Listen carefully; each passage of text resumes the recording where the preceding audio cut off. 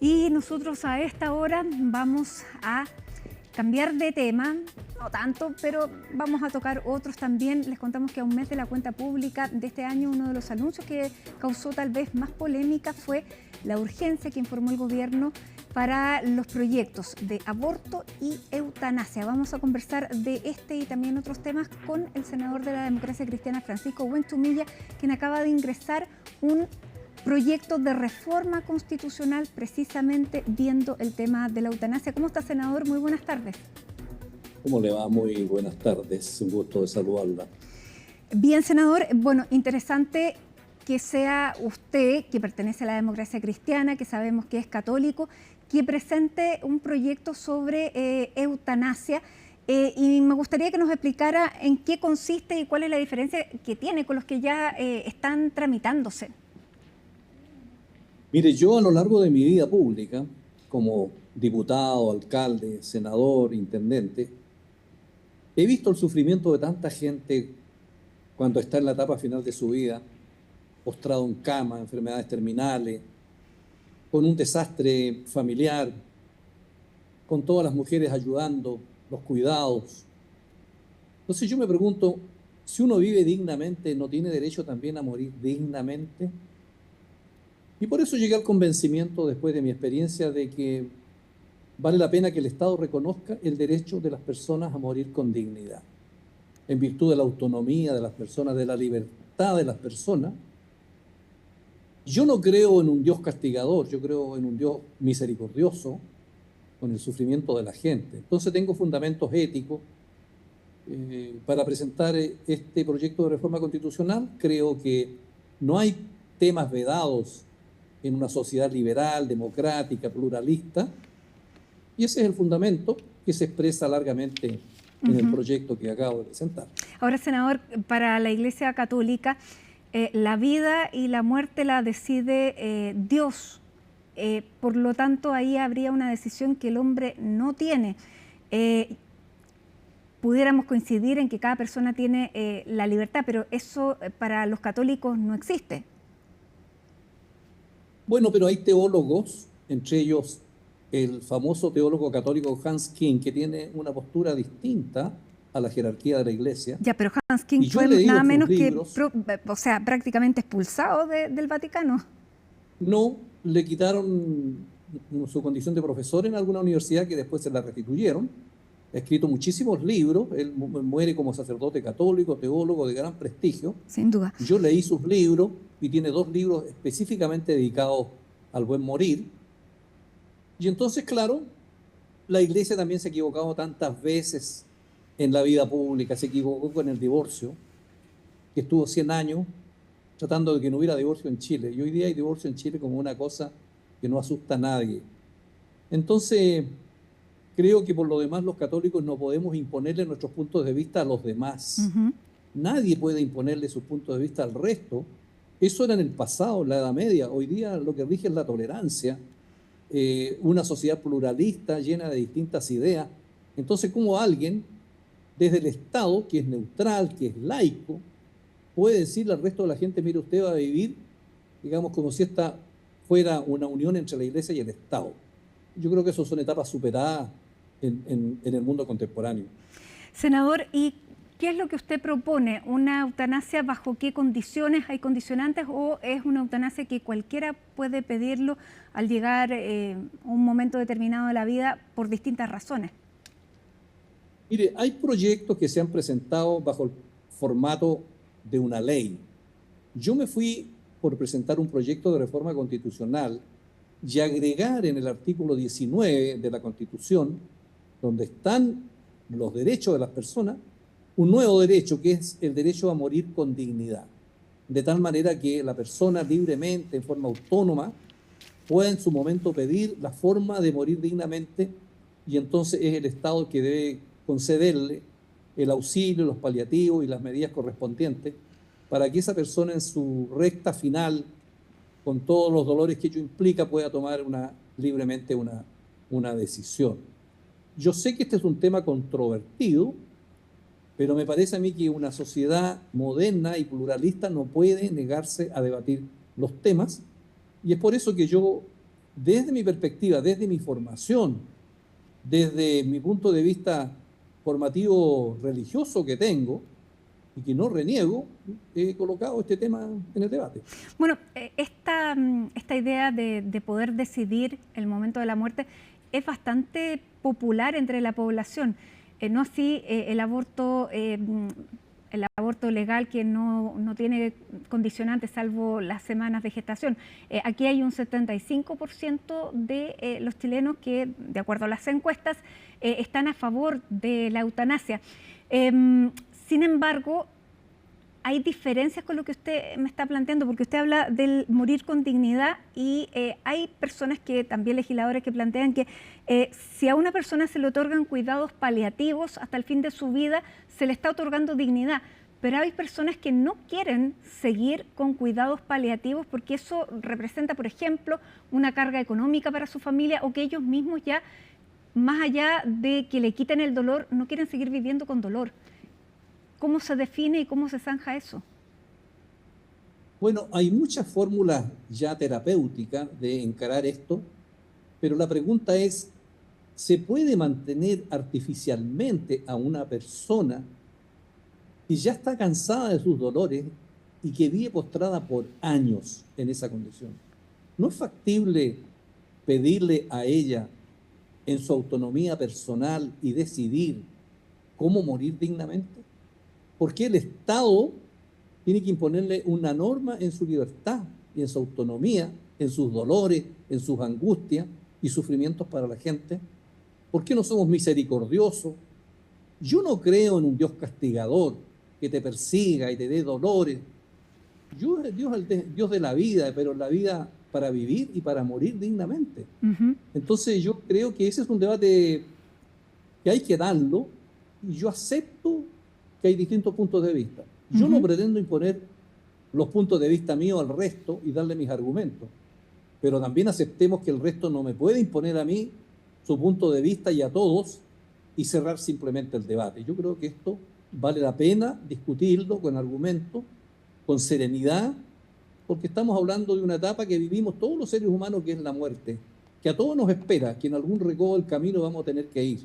Entonces, ¿no valdrá la pena reflexionar sobre este tema?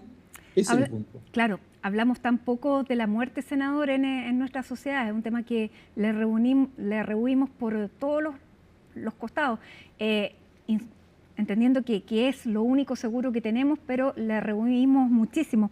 Ahora, existe también hoy lo que se llama no al ensañamiento terapéutico, que es mantener a una persona viva artificialmente, que ya no tiene, digamos que no tiene una esperanza de recuperación. ¿Cuál es ahí la línea entre este no ensañamiento terapéutico a la eutanasia? Nosotros en este proyecto de reforma constitucional establecemos el principio. Eso es lo que tiene la Constitución, que no entra al detalle. La Constitución establece el derecho de la persona a recibir del Estado aquellos cuidados que le permitan morir con dignidad y que libremente ella decida cómo es este proceso. Naturalmente que los detalles de cómo opera esto tienen que ser regulados en una ley que haga operativo este derecho. Pero a mí me parece que para llegar a eso es una iniciativa exclusiva del Ejecutivo. No tenemos nosotros facultades para entregarle, valga la redundancia, facultades a los hospitales, a los servicios públicos, y menos que incluyan gastos fiscales, porque eso me iban a declarar a mí el proyecto inadmisible. Claro. En cambio, la reforma constitucional establece el principio básico como derecho, y será la ley la que tenga que darle viabilidad con todos los detalles correspondientes propias de una ley y posteriormente probablemente de un reglamento. Ya, se establece entonces solamente el principio y quedaría en el debate el cómo. Eso es básicamente lo que usted nos está contando. Exactamente, sí. Ahora, senador, ¿esto usted lo ha conversado con su bancada, con el presidente del partido? ¿Tiene apoyo de ellos o es un proyecto personal? Este es un proyecto estrictamente personal, producto de mi larga experiencia en la vida pública, de mis convicciones, de mi conciencia, y yo como senador, digamos, me hago responsable de lo que presento y respeto las opiniones que puedan tener otras personas de mi partido fuera de ella, pero yo reclamo en una sociedad democrática y pluralista el derecho a debatir todos los temas. Yo, por lo demás, como senador, soy senador de todos, creyentes o no creyentes, y por lo tanto no puedo imponerle mis creencias al resto. Esa es hoy día la sociedad del siglo XXI. No estamos en la Edad Media. Perfecto. Se ingresa entonces y se ingresa como iniciativa, claro, parlamentaria, y ingresa al Senado, a la Cámara. Como, bueno, yo soy senador, tengo que ingresarla por la corporación a la cual pertenezco y acabo de ingresarla al Senado. Bien, y ahí dependerá, bueno, las urgencias de si el gobierno la apoya o no y efectivamente de las presidencias de la Cámara. Senador, lo quiero llevar también a que conversemos de otro tema, porque para las personas que, que están ya llegando al fin de la vida, la pensión es muy importante y se está discutiendo este proyecto ya que llevamos tanto tiempo discutiendo, no este proyecto exactamente, pero la idea de que las pensiones tienen que mejorar. Durante esta semana el gobierno tenía la idea de que la Comisión de Trabajo pudiera despachar la idea de legislar, aprobarla, en cuanto a pensiones. Sin embargo, desde la oposición argumentan que todavía la mesa de técnicos no termina de trabajar, que se había puesto un cronograma, que hay 6 puntos que tienen que resolver y que se tiene que presentar una idea de legislar una vez que haya un cuerpo, un proyecto que tenga más o menos los acuerdos ya conversados. ¿Qué le parece a usted? ¿Hay que darle cierto impulso o presión para que se vote pronto o hay que dar los tiempos que no son más allá de fin de mes? Pero mire, sinceremos el debate. Ya que estamos hablando aquí públicamente, sinceremos este debate. ¿Por qué esto se ha demorado tanto? Mire, aquí se ha demorado harto esto porque primero hay una discusión ideológica, porque la derecha no cree en la solidaridad. La derecha piensa que la sociedad no existe, piensa que el único que existe es el individuo solo, y por eso se empeñan en que simplemente el individuo no otorgue solidaridad al resto de sus semejantes, y por eso dice todo a la cuenta individual. Pero resulta que cuando las personas llegan a la vejez, están solos, probablemente muy empobrecidos, y entonces ¿a quién acuden? ¿Quién les da la ayuda, la solidaridad necesaria para vivir? En cambio nosotros, otros, pensamos que la sociedad tiene que ser colaborativa. Tenemos que ayudarnos los unos con los otros. El hombre vive en sociedad y por lo tanto no navega solo por la vida. Soy contrario al individualismo, que es la ideología de la derecha. Ese es un primer punto. Y el segundo punto es que con la plata de los trabajadores se forma un tremendo fondo, que es el mercado de capitales, millones y millones de dólares. ¿Y en qué se han usado esos millones y millones de dólares? Bueno, en financiar gran parte de la economía de las grandes empresas y grupos económicos. Entonces también hay un componente económico. Y la suma para la raya es que cuando se dan las pensiones, estas son miserables. Entonces esto se ha convertido en un negocio. Esa es la firme, esa es la realidad. Senador, ayer tras este debate conversábamos con el senador García Ruminot, que si bien no pertenece a la Comisión de Trabajo, pero es el presidente de la Cámara Alta, y él señalaba, también lo planteaba el senador Luciano Cruzcoqui, que sí pertenece a esta comisión, de que para mantener la propiedad de los fondos, ellos proponían que en vez de dar un 2% o un 3% o lo que fuera a solidaridad, que ese 2 o 3% fuera un préstamo de los cotizantes al Estado para financiar esas pensiones inmediatas que se necesita aumentar. ¿Qué le parece a usted esa idea? Mire, todas esas proposiciones un poquito enrevesadas que buscan es eludir el problema de fondo. Si aquí lo que se quiere es que cada cual se rasque con sus uñas de manera individual, porque esa es la concepción que tienen de la sociedad. Y eso funciona probablemente para los ricos y para los que son acomodados, pero para la clase media y para los pobres, si no hay solidaridad y ayuda del Estado, es muy difícil luchar en la vida. Eso es todo. Ya, pero entonces, ellos son los que tienen el control de ambas cámaras, por lo tanto, aparentemente la única solución para llegar a un acuerdo sería tomar esa, que en vez de, claro, dar ese porcentaje, por lo menos lo presten.